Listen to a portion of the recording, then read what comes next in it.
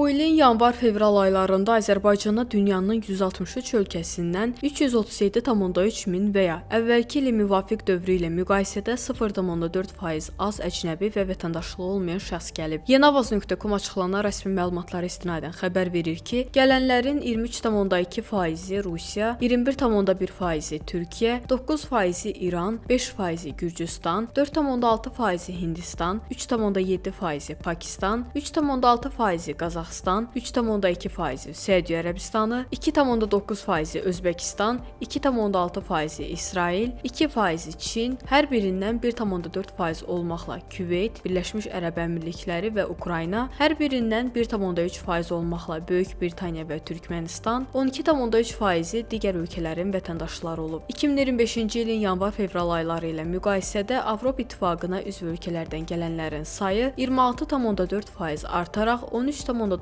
min nəfər. MDB ölkələrindən gələnlərin sayı 3,4% artaraq 111,1 min nəfər. Körfəz ölkələrindən gələnlərin sayı 10,9% artaraq 55,3 min nəfər. Digər ölkələrdən gələnlərin sayı 0,7% azalaraq 157 min nəfər təşkil edib. Ölkəmizə gələn əcnəbilər və vətəndaşlığı olmayan şəxslərin 70,2% hava, 28,4% dəmir yolu və avtomobil, 1,4% isə dəniz nəqliyyatından istifadə edib. 2025-ci ilin yanvar-fevral ayları ilə müqayisədə xarici ölkələrə gedən Azərbaycan vətəndaşlarının ümumi sayı 0,8% artaraq 298,7 min nəfər olub. Vətəndaşlarımızın 37,4% Türkiyəyə, 15,2% Rusiyaya, 12,5% İrana, 9,9% Gürcüstana, 25% isə digər ölkələrə gedib. 2026-cı ilin yanvar-fevral aylarında xarici ölkələrə gedən Azərbaycan vətəndaşlarının 68% hava, 30,4% dəmir yolu və avtomobil, 1,6% isə dəniz nəqliyyatından istifadə edib.